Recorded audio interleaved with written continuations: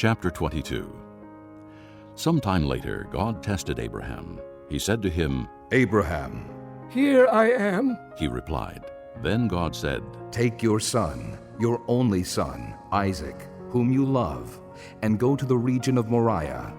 Sacrifice him there as a burnt offering on one of the mountains I will tell you about. Early the next morning, Abraham got up and saddled his donkey.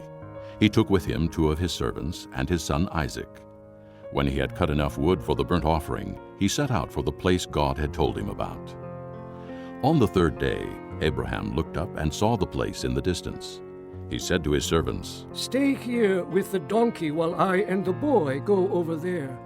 We will worship, and then we will come back to you." Abraham took the wood for the burnt offering and placed it on his son Isaac, and he himself carried the fire and the knife.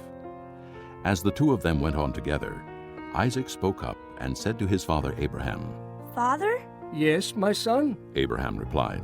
The fire and wood are here, Isaac said. but where is the lamb for the burnt offering?" Abraham answered, "God himself will provide the lamb for the burnt offering, my son." and the 2 of them went on together.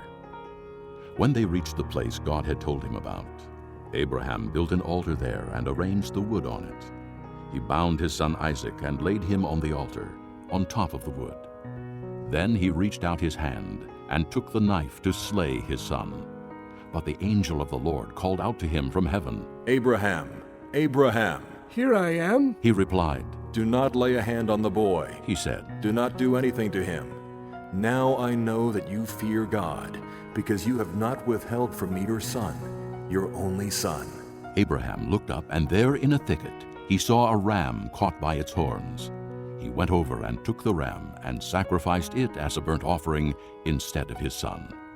So Abraham called that place, "The Lord will provide." And to this day it is said, "On the mountain of the Lord it will be provided."